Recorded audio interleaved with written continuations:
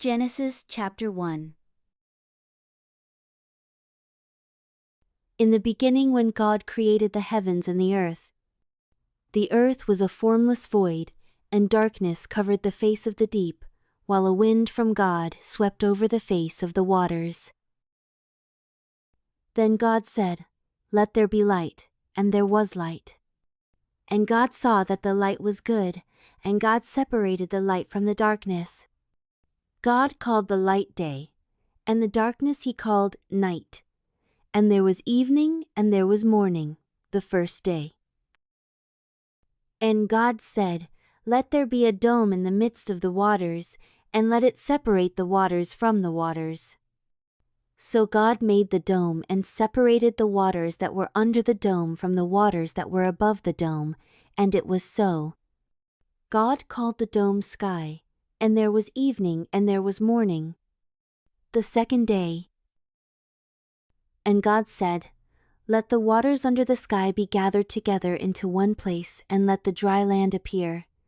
And it was so. God called the dry land earth, and the waters that were gathered together he called seas. And God saw that it was good. Then God said, "Let the earth put forth vegetation, plants yielding seed, and fruit trees of every kind on earth that bear fruit with the seed in it."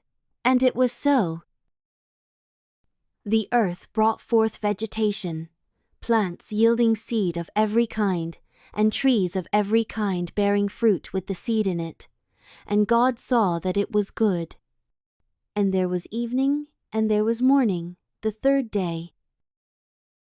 And God said, "Let there be lights in the dome of the sky to separate the day from the night, and let them be for signs and for seasons and for days and years.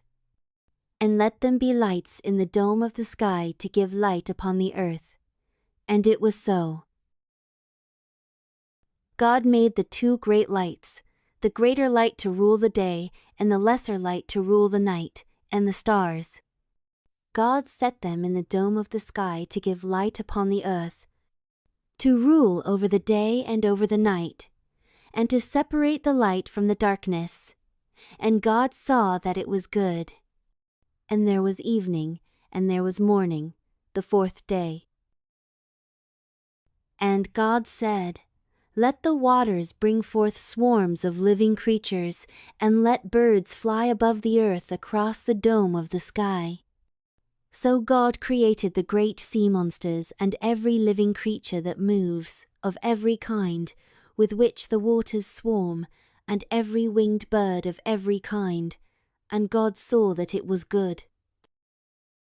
God blessed them, saying, "Be fruitful and multiply, and fill the waters in the seas, and let birds multiply on the earth." And there was evening and there was morning, the fifth day. And God said, "Let the earth bring forth living creatures of every kind, cattle and creeping things and wild animals of the earth of every kind." And it was so. God made the wild animals of the earth of every kind, and the cattle of every kind, and everything that creeps upon the ground of every kind. And God saw that it was good. Then God said, "Let us make humankind in our image, according to our likeness, and let them have dominion over the fish of the sea, and over the birds of the air, and over the cattle, and over all the wild animals of the earth, and over every creeping thing that creeps upon the earth." So God created humankind in his image. In the image of God he created them, male and female he created them. God blessed them, and God said to them, "Be fruitful and multiply, and fill the earth and subdue it, and have dominion over the fish of the sea, and over the birds of the air, and over every living thing that moves upon the earth." God said, "See, I have given you every plant yielding seed that is upon the face of all the earth, and every tree with seed in its fruit. You shall have them for food. And to every beast of the earth, and to every bird of the air, and to everything that creeps on the earth, everything that has the breath of life, I have given every green plant for food." And it was so. God saw everything that he had made, and indeed, it was very good. And there was evening and there was morning, the sixth day.